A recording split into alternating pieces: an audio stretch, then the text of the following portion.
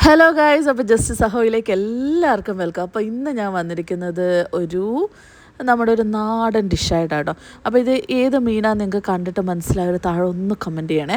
So ഞാനിപ്പോൾ പറയാം, ഇത് നമ്മുടെ സ്വന്തം വരാലാട്ടോ.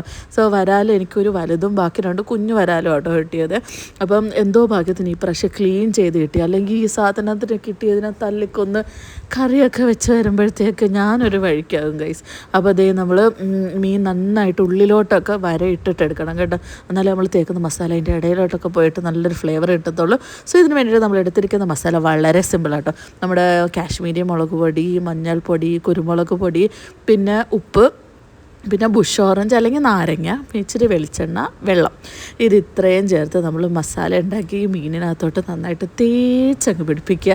അതുകൊണ്ട് അതിന് ഇങ്ങനെ ബോഡി മസാജ് ചെയ്യുന്ന പോലെ നന്നായിട്ട് എല്ലാ ഭാഗത്തും നല്ല രീതിയിൽ അത് ഇടയ്ക്കുള്ള പോർഷൻസിലൊക്കെ അതിൻ്റെ ഉള്ളിലോട്ടും സൈഡിലോട്ടും ഒക്കെ നന്നായിട്ട് പുരട്ടി ഒരു അരമണിക്കൂർ ഒന്ന് വെക്കുക. ബൈ ദ ടൈം നമ്മൾ പാൻ ഒന്ന് ചൂടാക്കി വെളിച്ചെണ്ണ ഒഴിച്ച് നമ്മുടെ മീനെ ഒന്ന് വറുത്തെടുക്കുക. അതേ എണ്ണയിലോട്ട് ഇച്ചിരി വെളുത്തുള്ളി, ചെറിയ ഉള്ളി, പച്ചമുളക്, ഇഞ്ചി ഇതെല്ലാം കൂടി ഇട്ട് നന്നായിട്ട് അതേ ഓയിൽ തന്നെ ഉണ്ടല്ലോ, അതേ വെളിച്ചെണ്ണയിൽ തന്നെ ഇട്ട് നന്നായിട്ട് വഴട്ടിയെടുക്കുക. അത് കഴിഞ്ഞ് അതിന് സൈഡിലോട്ട് മാറ്റി വെച്ചിട്ട് ഇച്ചിരി മുളക് പൊടി, ഇച്ചിരി മല്ലിപ്പൊടി, ഇച്ചിരി മഞ്ഞൾപ്പൊടി ഇതെല്ലാം കൂടി ചേർത്ത് അതിൻ്റെ പച്ചമണം മാറി കഴിയുമ്പോഴത്തേക്ക് നമ്മൾ അതിനകത്തോട്ട് തക്കാളിയും കൂടെ ആഡ് ചെയ്ത് കൊടുക്കുക. അപ്പോൾ അതേ നമുക്ക് ഇങ്ങനത്തെ ഒരു മിക്സാട്ടോ കിട്ടുന്നത്. അപ്പോൾ അതേ നന്നായിട്ട് വഴട്ടി അതിനകത്തോട്ട് നമ്മുടെ മെയിൻ താരം നമ്മുടെ തേങ്ങാപ്പാൽ അതിനകത്തോട്ട് കയറും കേട്ടോ.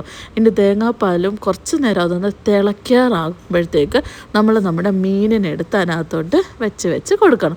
രണ്ട് സൈഡിലോട്ട് അപ്പുറത്തും ഇപ്പുറത്തോട്ടും തിരിച്ച് നമ്മളൊന്ന് അടച്ച് വെച്ചൊന്ന് കുറച്ച് നേരം ഒന്ന് വെച്ചെടുക്കല്ല. അതായത് ആ തേങ്ങാപ്പാലൊക്കെ അതിൻ്റെ ഉള്ളിലോട്ട് ഇറങ്ങിച്ചെല്ലാൻ വേണ്ടിയിട്ടുള്ള ടൈമാട്ടോ. നോക്കിക്കുക, നമ്മുടെ മീൻ ഒരുപാടിട്ട് പൊരിക്കേണ്ട കേട്ടോ, അതായത് ഒരുപാട് ഈ മൊരമൊരാവുന്ന രീതിയിലൊന്നും പൊരിക്കേണ്ട.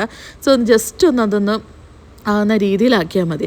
അത് കഴിഞ്ഞ് നമ്മൾ വാഴയില എടുത്ത് ഒന്ന് ജസ്റ്റ് ചെറുതായിട്ടൊന്ന് നമ്മൾ വാട്ടി കഴിഞ്ഞിട്ട് ദേ നമ്മുടെ ഓരോരോ മീനായിട്ട് നമ്മൾ അതിനകത്തോട്ട് ലെയർ ചെയ്ത് കൊടുക്കുക. ഇപ്പോൾ അത് എനിക്ക് 3 മീനാട്ടോ ഉള്ളത്.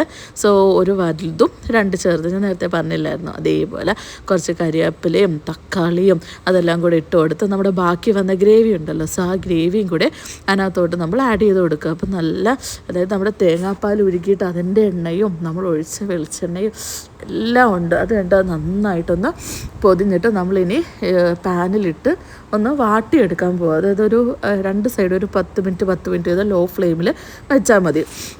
അത് കഴിഞ്ഞത് ചൂടോടെ തുറക്കുമ്പോൾ ഒരു മണമുണ്ട്. ആ വാഴയിലയിൽ ആ വെളിച്ചെണ്ണയും ആ മീനും ഒരു രക്ഷയില്ല, നമ്മുടെ ആ മസാലയും എല്ലാം കൂടെ കഴിക്കുക. അതായത് ഇത് കിട്ടിയത് നമ്മളിത് മാത്രം എടുത്ത് കഴിച്ചാൽ. അപ്പോൾ ഇത്രയേ ഉള്ളൂ നമ്മുടെ വരാൽ പൊള്ളിച്ചത്. സോ എല്ലാവരും ലൈക്ക് ചെയ്യുക, ഷെയർ ചെയ്യുക, കമൻറ്റ് ചെയ്യുക, സബ്സ്ക്രൈബ് ചെയ്യുക,